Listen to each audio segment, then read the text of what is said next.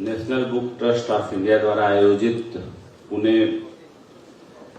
Literature festival और book festival, इसमें मैं सौभाग्यशाली हूं कि पिछली बार भी मुझे आने का मौका मिला और ऐसे ही मुझे कुछ मिनट का टाइम मिला था, 10-15 मिनट का, लेकिन लोगों का सहयोग रहा कि मैं करीब करीब 40 मिनट आप लोगों के बीच बोलता रहा और लोगों ने सुना।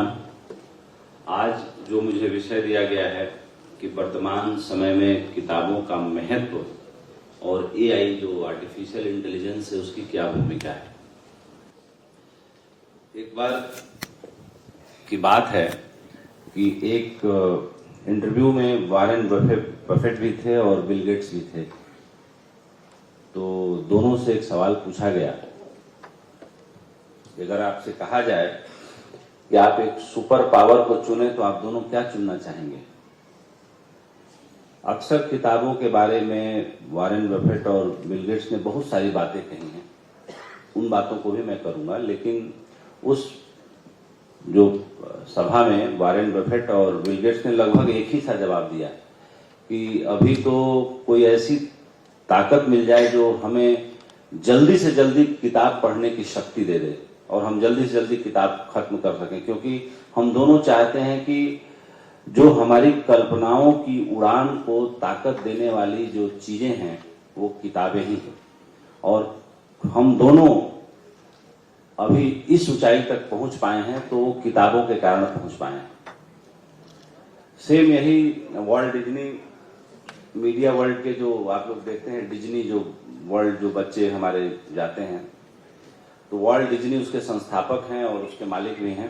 तो वॉल्ट डिज्नी से भी एक बार पूछा गया कि अगर आप किताबों के बारे में अगर आप बताना चाहें तो क्या बताएंगे।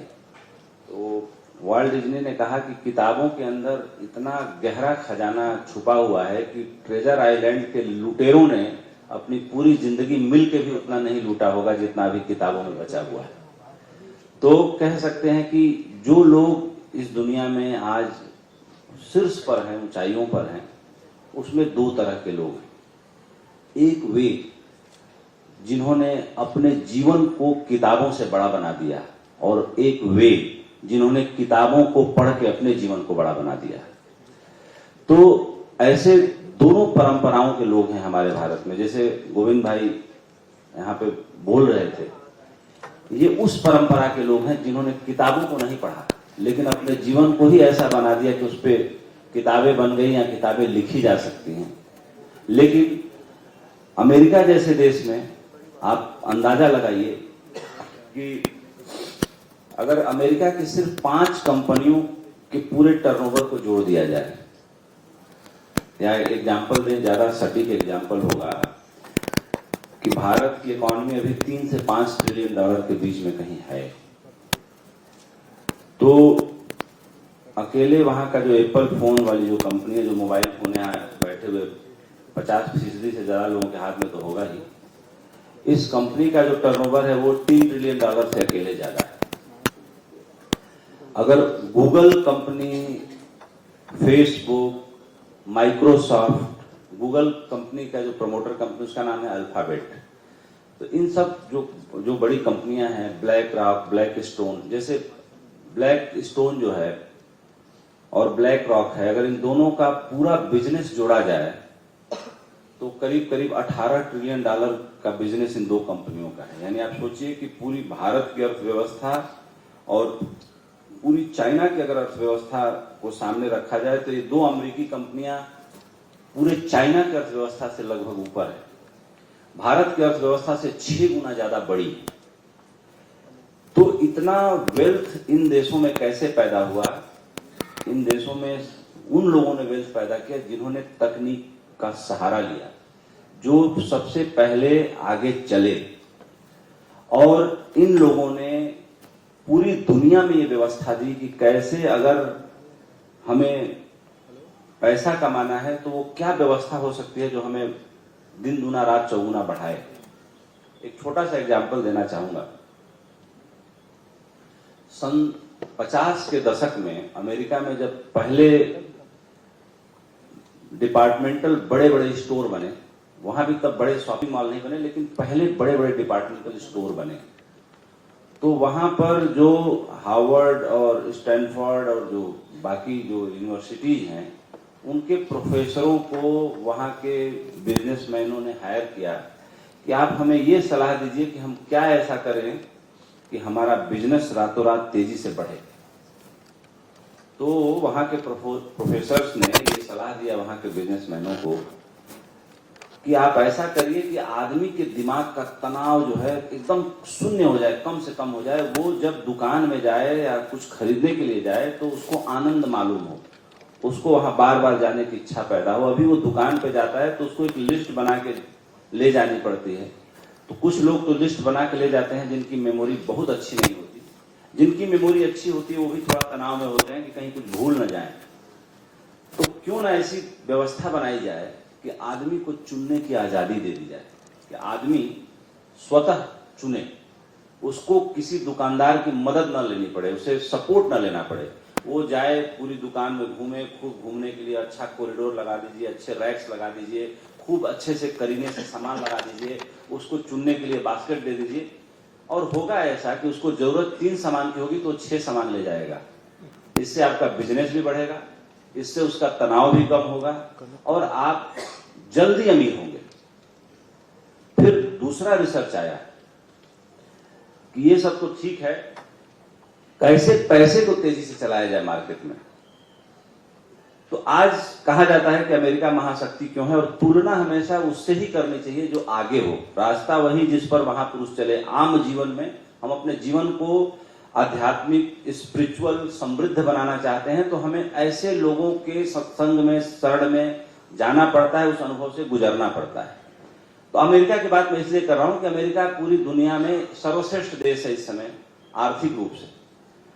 तो दूसरी थ्योरी ये आई कि अगर पैसे को, उस टाइम में जो गल्फ कंट्रीज थी 60s में बहुत गरीब थी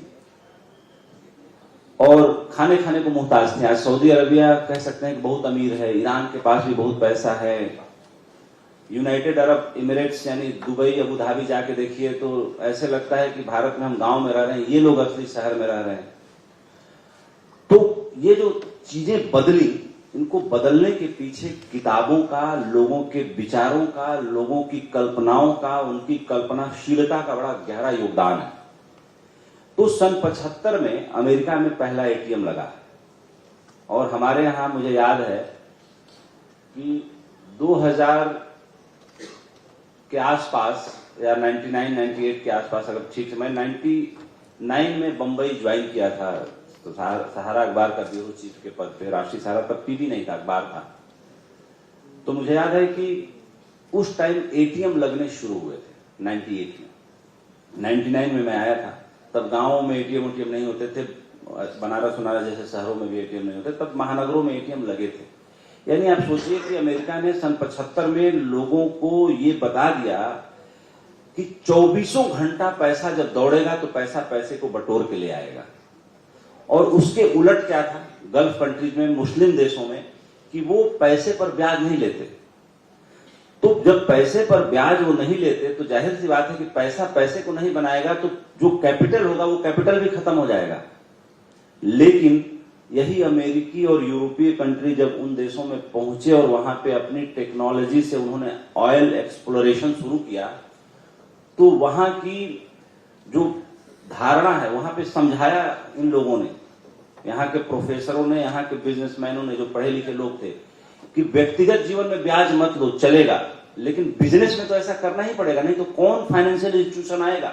ये जो तेल तुम्हारे जमीन के नीचे छुपा हुआ है, इस तेल को निकालने के लिए कौन बिलियनों डॉलर लगाएगा और क्यों लगाएगा।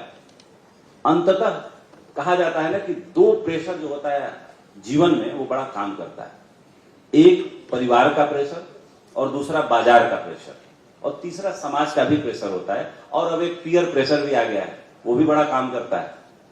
तो कहने का मतलब यह है कि गल्फ कंट्रीज के उन लोगों को जो बहुत गहरे रूप से अपने धर्म से जुड़े हुए थे और अपने कुछ दिनचर्या में जिन चीजों का पालन करते थे, उन्होंने अपने नियम को बदला और उनके यहाँ समृद्धि आनी शुरू हुई। आज आप लोगों से एक बात बता दूं, मैं भी गांव में पला बढ़ा लड़का हूं। 16 साल की उम्र तक मैंने शहर भी नहीं देखा। जिंदगी में पहली बार मैं किसी शहर गया तो मेरा बड़ा भाई मुझे कलकत्ता ले गया 7 दिन के लिए। मैं 8वीं क्लास में था, तो ये 93 की बात है। और उसके बाद मैं लौट के आया तो दूसरी बार मैं बनारस में नहीं गया था, जबकि गाजीपुर का हूं, बगल का ही शहर बनारस है। आप लोगों से ये बताना चाहता हूं कि एक धारणा ने ये भारत का बड़ा नुकसान किया, इतना गहरा नुकसान किया जितना नुकसान इस पृथ्वी पर शायद महाभारत के युद्ध ने भी नहीं किया होगा। और वो ये धारणा है जो हम नकारते हैं कि रुपया, पैसा, संसार सब मोह माया है, कुछ नहीं है। मेरा ये मानना है कि ऐसा बिल्कुल नहीं है, मोह माया है। अगर मोह माया ही होता तो हम $3 ट्रिलियन की इकोनॉमी से $5 ट्रिलियन के लिए इतना जोर क्यों लगा रहे होते? अगर मोह माया ही होता तो हमारे मन में अपने कार्यस्थल पर ये कंपटीशन क्यों होता कि भाई हमारा भी इंक्रीमेंट हो जाए, हमारा भी प्रमोशन हो जाए। यानी कि ऐसा कुछ भी मोह माया नहीं। और इस धारणा ने हमें बिना संतुष्ट हुए संतुष्ट होने का जो एक कैमोफ्लेज दिया हमारे मन के अंदर, कि हम मन के अंदर पाना तो सब कुछ चाहते हैं, लेकिन इस धारणा के कारण अपनी भावनाओं को दबाना चाहते हैं। हम अपने मन को खोल के जीना नहीं चाहते। आज भारत उन कुछ चुने हुए देशों में से है जिसके ऊपर बहुत कर्जा है। आज हम महाराष्ट्र राज्य में हैं, लेकिन महाराष्ट्र राज्य का खजाना खाली है। इसी तरह से कमोबेश हमारे देश के बहुत सारे राज्य हैं जिनका एक्सपेंडिचर बहुत ज्यादा है और इनकम बहुत कम है। तो जो इस धारणा ने नुकसान किया, इस धारणा के कारण हम अपनी उन ऊंचाइयों को प्राप्त नहीं कर पाए जो हम कर सकते थे। कभी हम विश्व गुरु थे, कभी हमारे यहां से ज्ञान की धारा बही। आज भी कह सकते हैं कि हमारे वेदों में, पुराणों में जो सूत्र हैं उस पर यूरोप में, जर्मनी में, रसिया में 1300 यूनिवर्सिटी तो केवल जर्मनी में। सबसे ज्यादा गहरा प्रयोग हमारे वेदों, शास्त्रों और संस्कृत के सूत्रों पर अगर किसी ने किया वो रसिया ने किया। लेकिन हमारे यहाँ ये परंपरा खो गई। हमारे यहाँ ज्ञान की वो गहरी धारा बहनी खो गई। क्यों खो गई? क्योंकि हमने मान लिया कि हम गुरु हैं ही। लेकिन जो गुरु नहीं थे वो इस दौरान कितने आगे निकल गए उसका हमें अंदाजा ही नहीं लगा। अल्लामा इकबाल ने लिखा कि कुछ बात है कि हस्ती मिटती नहीं हमारी, सदियों रहा है दुश्मन दौरे जहां हमारा। बिल्कुल, दौरे जहां सदियों से हमारा दुश्मन रहा। लेकिन आज स्थिति ऐसी है कि अगर हमारा पड़ोसी देश चाइना हमसे लड़ाई करे, चाहे हम जितना भाषणों में अच्छी अच्छी बातें कर लें। सन 62 की लड़ाई हुई, हमारे यहाँ कवियों ने लिखा कि सोते शेर को मत जगाओ, सोता शेर जगेगा तो ये कर देगा, वो कर देगा। और 68,000 वर्ग किलोमीटर जमीन चाइना ने हमारा कब्जा कर लिया, तब भी शेर सोता ही रहा। कवियों की गीत सुन के शेर नहीं जगा। कहने का मतलब यह है कि हम झूठे दिलासाओं में बहुत गहरे में जीते रहे। हम गंगा को माता मानते हैं, लेकिन हमने गंगा की वो दुर्दशा कर दी। हम यमुना को माता मानते हैं, लेकिन हमने यमुना की वो दुर्दशा कर दी। हम बंबई में मीठी नदी के बारे में जानते हैं, लेकिन मीठी नदी को हमने सुखा दिया, हमने मार डाला अपनी प्रकृति को। लेकिन जरा अंग्रेजों से जाके पूछे, वो कोई माता नहीं मानते अपनी नदियों को, लेकिन उनकी नदियों को जाके देखिए, न्यूयॉर्क की हडसन को जाके देखिए। कुछ हिस्सों में उसका पानी गिलास में भर के पी सकते हैं, कुछ हिस्सों में नहीं पी सकते। गंगा के गंगोत्री हरिद्वार के बाद, कह सकते हैं कि ऋषिकेश के बाद आप पानी पीजिए, सर्दियां बीमार हो जाएंगे। तो ज्ञान की जो धारा थी, जो चीजें थी हमारे यहां, वो धीरे धीरे हमारे इसी व्यवहार के कारण कि हम मानते तो माता हैं, लेकिन माता बूढ़ी हो गई तो वृद्धाश्रम में जाके छोड़ आएंगे। क्यों? क्योंकि हमारे आत्मा से उपजा हुआ ज्ञान कभी उपजा करता था, लेकिन अब ज्ञान हमारी आत्मा से नहीं उपजता। अब हमें सिर्फ इतना सिखाया गया है कि किताब वही जरूरी जो तुम्हें रोजगार और पैसा दे। किताब वही जरूरी है जो तुम्हें समाज में थोड़ा सा इज्जत दिला दे। जो हमारी आत्मिक ऊंचाई थी, जो हम विश्व गुरु थे, वो कब के खो चुके हैं उस स्टेटस को। दोबारा नारा दिया है प्रधानमंत्री जी ने कि हम फिर से बनेंगे, बहुत अच्छी बात है। क्योंकि याद तो दिलाना बहुत जरूरी है। कभी हनुमान को शायद बल याद दिलाया जामवंत ने, तब जाके वो समंदर पार कर पाए। उनके अंदर कला थी समंदर पार करने की, लेकिन जब तक उनको ऋषि का श्राप था तो किसी ने याद दिलाया कि जब इनको याद दिलाया जाएगा तो काम कर लेंगे। ठीक उसी तरीके से आज भारत को ये याद करने की बड़ी गहरी जरूरत है कि 70% हमारी आजादी आज युवा है, लेकिन 70% युवा आबादी के बाद भी जिस देश की 70% आबादी बूढ़ी है, वो बगल का देश चाइना, उसकी इकोनॉमी आज $20 ट्रिलियन की है। पूरी दुनिया का 37% प्रोडक्शन चाइना अकेले पैदा करता है। China is the hub of world production. हम कितना करते हैं प्रोडक्शन? हम कुछ नहीं करते उसके सामने। तो आज भी स्थिति वही है। आचार्य चाणक्य की याद आ रही है मुझे कि उस व्यक्ति ने आज से 3500 साल पहले इस देश के सारे राजाओं सूबेदारों को जगाया अपने ज्ञान के बल पे, लेकिन तब भी यहाँ के लोगों की इतनी क्षुद्रतम सोच थी कि चंद सिक्कों के लालच में यहाँ के लोगों ने सीमाओं के दरवाजे खोल दिए और आक्रांता आते रहे। करीब 3000 सालों का गुलामी का इतिहास है हमारा। बुद्ध महावीर के वक्त से लेकर के अभी तक, अभी 75 साल ही हुए हमें आजाद हुए ठीक से, इससे पहले हम गुलामी थे। और ये सब चीजें क्यों हुई? हमारा चित्त इतना बूढ़ा क्यों हुआ?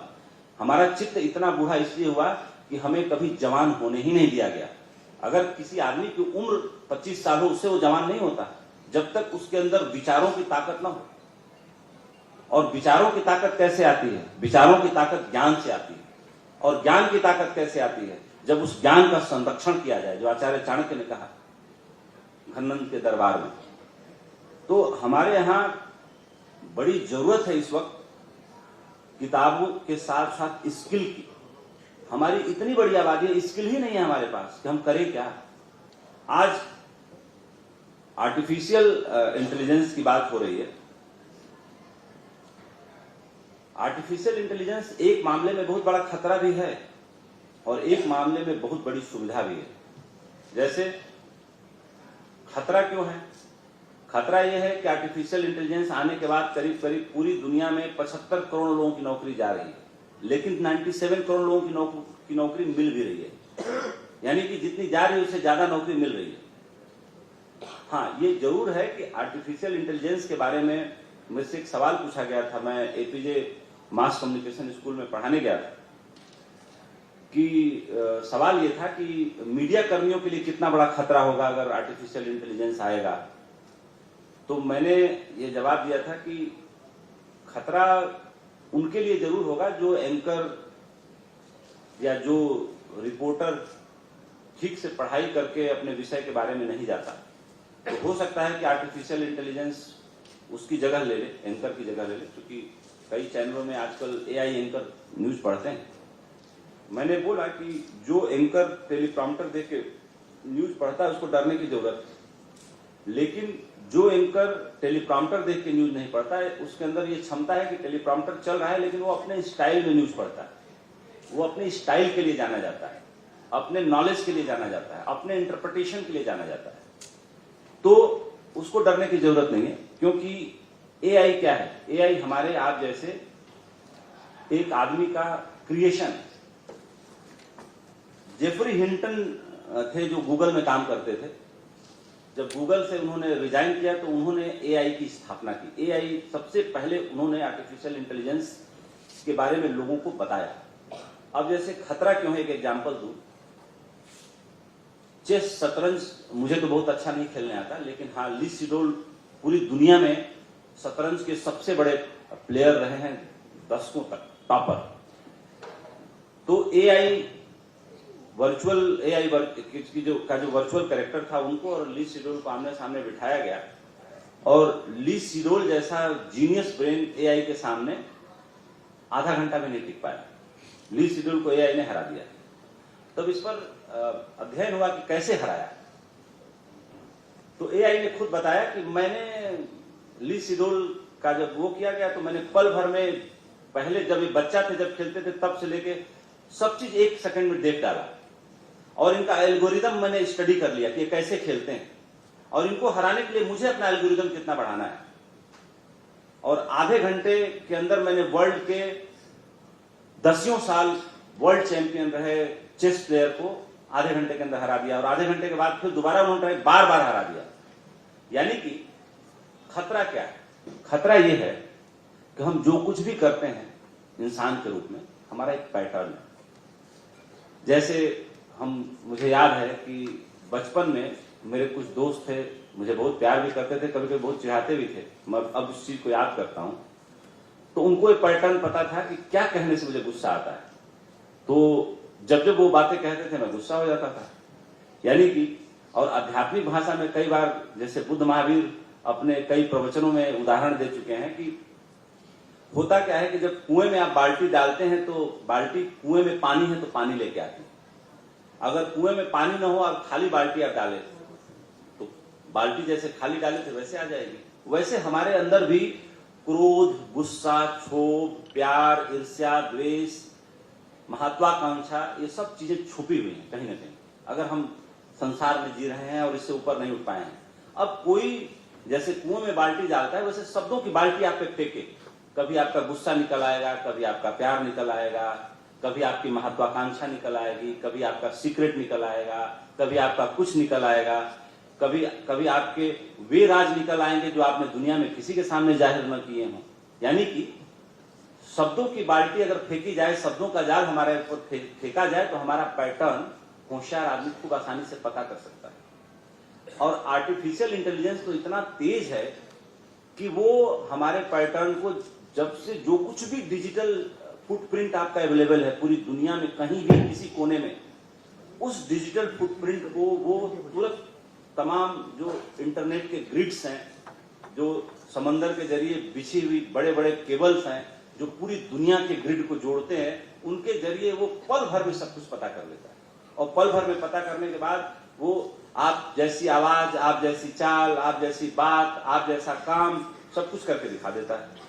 यानी कि खतरा यह है कि आज के डेट में कुछ तो फ्रॉडस्टर ऐसे हैं जो गांव में लोगों को डिजिटल अरेस्ट करके, उनको धमका के, ये करके, वो करके, कंबोडिया में और क्या बोलते हैं वियतनाम में, और उधर के साउथ ईस्ट एशिया, म्यांमार में, साउथ ईस्ट एशिया के देशों में एक हब बना लिया है कि बेचारे भोले भाले अज्ञानी लोगों को जो शार्प नहीं है, उनको तो इस तरह से आए दिन बहुत ज्यादा केसेज हो रहे हैं, बहुत ज्यादा केसेज हो रहे हैं। दूसरा ये है कि आर्टिफिशियल इंटेलिजेंस के जरिए एकदम उपेंद्र राय जैसा एक आदमी वीडियो कॉल पे आएगा और जो है यहाँ बैठे हमारे तमाम परिचित लोगों से बोलेगा कि मैं बड़ा मुश्किल में हूँ, मुझे पैसा भेज दीजिए।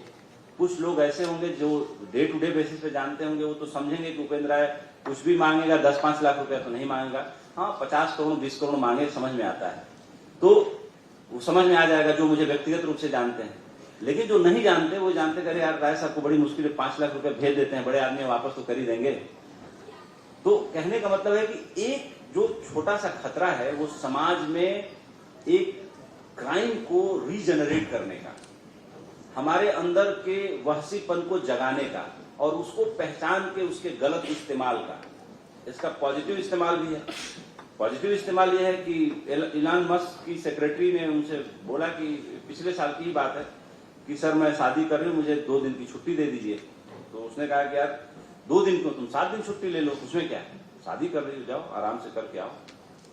उस बेचारी ने छुट्टी लिया। 7 दिन बाद जब आई लौट के, तो इलान मस्क ने कहा कि ऐसा है कि मैं तुम्हें 10 टाइम्स कंपनसेशन दे रहा हूँ। 7 दिनों में मेरी जो प्राइवेट सेक्रेटरी एआई आलिया है उसने इतना बढ़िया काम किया कि मुझे तुम्हारी एक बार भी जरूरत पड़ी ना, एक बार भी याद आई।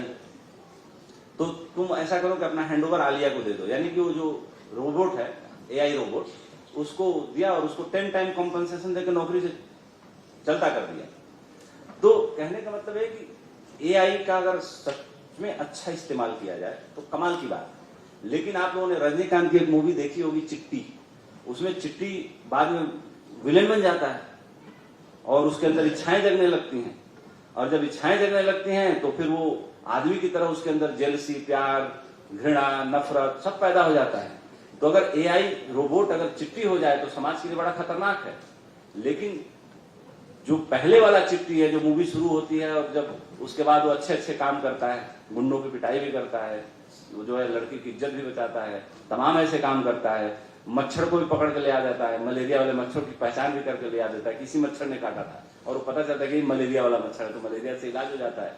यानी इस तरह से भी हम इस्तेमाल कर सकते हैं एआई का, आर्टिफिशियल इंटेलिजेंस का। लेकिन किताबों की दुनिया में एक बात और भी है, अभी जो हाल में किताबों पर बहुत रिसर्च हुआ, आप लोगों को एक बात और बता दें, मैं बहुत इस बारे में सोचता हूं, भारत दुनिया के उन चुने हुए देशों में है जहां सबसे कम किताबें पढ़ी जाती हैं, यहाँ ज्यादा किताबें नहीं पढ़ी जाती। अमेरिका में, यूरोप में सबसे ज्यादा किताबें पढ़ी जाती हैं, जापान में सबसे ज्यादा किताबें पढ़ी जाती हैं। लेकिन भारत है जो कुछ सूची है देशों की, उनमें कम किताब पढ़े जाने वाले देशों की सूची नहीं।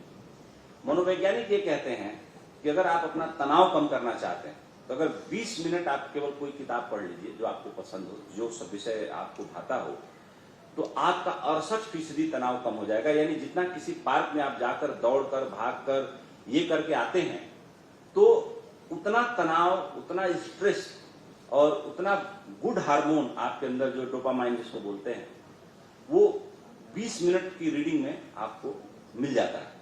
और आपने अक्सर अनुभव किया होगा कि अगर आपको नींद नहीं आ रही है और आप कोई किताब पढ़ना चालू करते हैं, बहुत लोगों की नींद की गोलियां बंद हो जाती हैं अगर वो किताब पढ़ने की हैबिट को अपने जीवन में उतार लेते हैं। तो जब आप किताब पढ़ते हैं सोते वक्त, जैसे कहा जाता था कि हमारे जो पूर्व राष्ट्रपति प्रणब मुखर्जी जी थे, अब नहीं रहे, वो सोते वक्त 365/365 दिन किताब पढ़ते हुए सोते थे और किताब उनका कोई स्टाफ ऐसे छाती पे रख जाती थी और उठा के रखता था। तो कुछ ऐसे जो है शोध हुए हैं कि किताबों के बारे में जो है हम आज इतने अनभिज्ञ हो गए हैं। बल्कि युवराज जी को मैं हमेशा इस बात के लिए बड़ा धन्यवाद देता हूं कि इससे पहले भी national book trust of India थी, उसके इससे पहले भी डायरेक्टर थे, लेकिन national book trust of India को जिस लेवल पर युवराज जी लेके गए हैं, जिस लेवल पर उन्होंने पेनिट्रेट किया है पूरे वर्ल्ड में भारतीय लिटरेचर को, इससे पहले कभी नहीं हुआ था। युवराज जी के लिए ताली जरूर मैं भी बजाऊंगा, आप लोग। आज भारत के लगभग हर बड़े शहरों में उन्होंने बुक फेयर स्थापित कर दिया। दुनिया के जितने बुक फेयर हैं सबके साथ आज एनबीटी का कोलैबोरेशन है।